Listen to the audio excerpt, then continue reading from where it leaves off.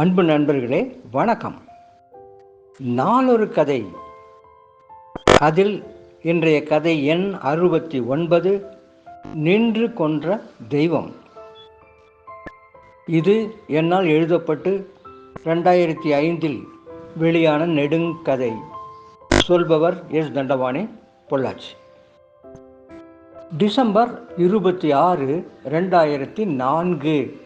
அந்த கருப்பு ஞாயிறை எவரும் எளிதில் மறக்க இயலாது. ஆம், அந்த கொடூர சுனாமி பல்லாயிரக்கணக்கான லட்சக்கணக்கான மக்களின் வாழ்க்கையையும் புரட்டி போட்டுவிட்டது.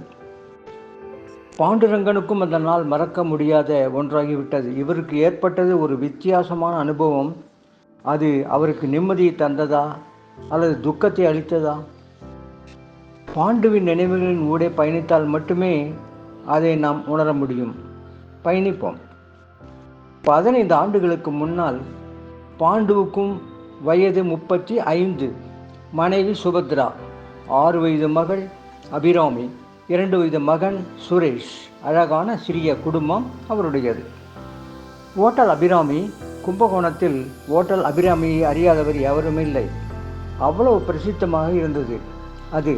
கோயில்களுக்கு சென்றுவிட்டு அபிராமியில் சாப்பிட்டு விட்டு வீடுகளுக்கு திரும்பும் குடும்பங்கள் ஏராளம். சுட சுட இட்லியும் 9 வகை சட்னியும் வெகுஜோர். அதற்காகவே அலைமோதும் கூட்டம். முன்னணியில் இருந்த உடுப்பி ஓட்டல் ஒன்றினை பின்னுக்கு தள்ளி கும்பகோணத்திலேயே தற்போது முன்னணியில் இருந்தது அந்த ஓட்டல் அபிராமி. அதன் உரிமையாளர் நமது பாண்டு. ஓட்டலுக்கு அருகிலேயே இருந்த ஒரு பெரிய பழைய வீட்டை விலைக்கு வாங்கி அதை தரை மட்டமாக்கி ஒரு வெகு நவீன அருமையான பெரியதொரு வீட்டை கட்டியிருந்தார் அவர். காசு மேலே காசு கொட்டி கொண்டே இருந்ததால் அந்த வீட்டில் இல்லாத வசதிகளே கிடையாது. நீச்சல் குளம், மகள் அபிராமிக்கும் மகன் சுரேஷுக்கும் ஏசி வசதி கொண்ட தனித்தனி அறைகள், பெரிய ஹால், டைனிங் ஹால், தம்பதியருக்கு வசதியான படுக்கை அறை, காலையில் எழுந்ததும் திறக்கும் ஜன்னலின் வழியே கிடைக்கும் கும்பேஸ்வரர் ஆலய கோபுர தரிசனம், பெரிய சமையலறை, வீட்டின் பின்புறம் அழகிய லான், அருகே பலவிதமான பூச்செடிகள், அதில் பூத்து குலுங்கும் வாசனை மலர்கள், ஸ்ரீ வாசம் செய்யும் புனிதமான பூஜை அறை, விளையாட்களுக்கென தனியே பெரிய அவுட் ஹவுஸ், இப்படி எதிலுமே குறை சொல்ல இயலாத அளவிலான பங்களா. தம் குடும்பத்திற்கென 2 அழகிய வெளிநாட்டு கார்கள், டாலடிக்கும் அழகிய வைர நகைகள், வைர மோதிரங்கள், மொத்தத்தில் அஷ்டலட்சுமியின் பரிபூர்ண அனுகிரகம் அவரது குடும்பத்திற்கு இருந்தது. மகள் அபிராமி கும்பகோணத்திலேயே இருந்த செயின்ட் பிரான்சிஸ் மெட்ரிகுலேஷன் பள்ளியின் ஒரு அங்கமான மற்றொரு பள்ளியில் 2ஆம் வகுப்பு படித்துக் கொண்டிருந்தார். மகன் சுரேஷ் 2 வயது பாலகனாக இருந்ததால் இன்னும் பள்ளியில் சேர்க்கப்படவில்லை. அவனுக்கென்று தனியாக நியமிக்கப்பட்ட ஆயாவின் கண்காணிப்பில் அவன் வளர்ந்து வந்தான். பாண்டுவின் அயராத உழைப்பால் ஓட்டல் அபிராமி பணத்தை கொட்டி கொண்டிருந்தது. அவர் வீட்டில் இருப்பது இரவு 11:30 முதல் விடியற்காலை 5 மணி வரை தான். பேச்சு, தூக்கம் எல்லாம் அதற்குள் தான். பிள்ளைகள் அவரை பார்த்தே பல மாதங்கள் ஆகியிருக்கும். மனைவி சுபத்ரா தன் கணவனுடன் பேச முன்கூட்டியே அவரிடம் டைம் வாங்கி கொள்ள வேண்டிய சூழ்நிலை.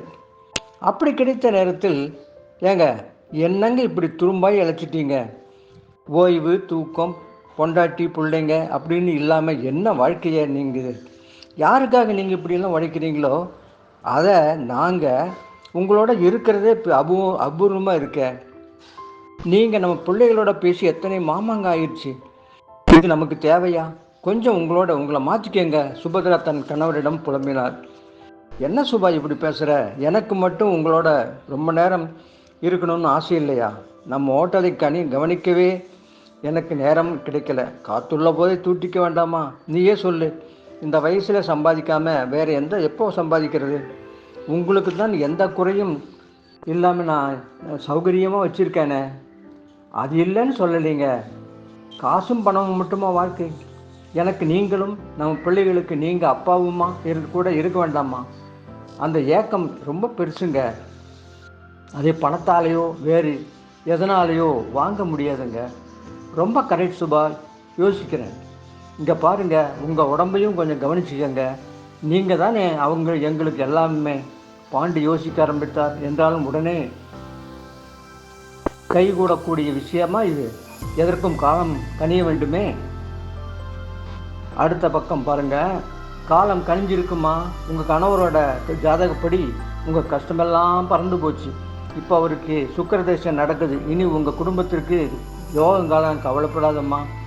ஜோசியர் கூறியதை கேட்ட ராஜத்தின் மனம் குதூகலித்தது. அவளது கணவன் சிதம்பரம் எதை தொட்டாலும் அது விளங்குவதில்லை. அவன் செய்யாத தொழிலே இல்லை. தரகு வியாபாரம், தள்ளுவண்டியில் பழம், எண்ணெய் கடை, கரும்பு கடை, கூட்டாக பட்டாசு வியாபாரம், எல்லாத்துலேயும் அவனால் ஜெயிக்க முடியவில்லை. 10வது வரை படித்திருந்தான். வேலை எதுவும் கிடைக்கவில்லை. ஒரே மகன் சுதர்சனம். அவன் முனிசிபல் பள்ளியில் படித்து வந்தான். 2 அறை கொண்ட வாடகை வீடு. சம்பாதிப்பது வாய்க்கும் வயிற்றுக்கும் போதவில்லை. அவனது பூர்வீகம் தனுஷ்கோடி. 1964 அடித்த புயலில் வீடு உடைமை எல்லாமும் இழந்து அவனது தந்தையுடன் வெளியேறியவன். பிறகு பெற்றோரை இழந்து மனமாகி அவனது மனைவி ராஜம் மற்றும் ஒரே மகன் சுதர்சனத்துடன் ஊராய் சுற்றி கடைசியில் நாகப்பட்டினம் வந்து சேர்ந்திருந்தான். அங்கும் தனது குடும்பத்தை காக்க போராடி வந்தான். குடியும் குடித்தனமுமாக அவளது 2 கண்கள். ஆனால் மென்மையான அவனது முகத்தோற்றம் பிறருக்கு அதை மறைக்க பெரிதும் உதவியது. புதிதாக அவனை காண்போர் அவன் கண்ணியமான ஒரு ஆண்மகன் என்றே மதிப்பிடுவார்கள். சிதம்பரத்தின் மனைவி ராஜம் அடிப்படையில் மிக நல்ல மனம் கொண்டவள். பிறர் சொத்தை அடைய விரும்பாதவள். தனது கணவன் தீய வழிகளில் செல்லும் போதெல்லாம் அவனுக்கு அறிவுரை வழங்குவாள். ஆனால் அவளது சொல் அம்பலம் ஏறாது. தனது கணவன் திருந்துவானா, குடும்பம் நல்ல நிலையில் இருக்குமா என்ற ஏக்கத்தில் தனது கணவனது ஜாதகத்தை ஒரு ஜோதிடம் காட்டினால் ஜோதிடர் கூறியது அவளுக்கு தெம்பை ஊட்டியது.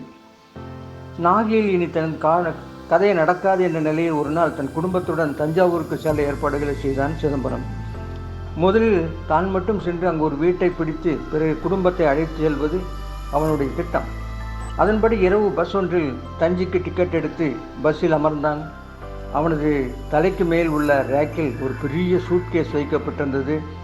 அதில் வரிசையில் அமர்ந்திருந்த ஒரு டிப்டாப்பான ஆசாமி அதை அடிக்கடி பார்த்து கொண்டதையும் சிதம்பரம் கவனிக்க தவறவில்லை. அவனது கிரிமினல் மூளை வேலை செய்ய ஆரம்பித்தது. பஸ் நீடாமங்கலத்துக்கு வரும்பொழுது இரவு மணி 1. பஸ்ஸில் அனைவரும் நல்ல தூக்கத்தில் இருந்தார்கள். டிப்டாப் ஆசாமிடமிருந்து நல்ல குரட்டை ஒளி.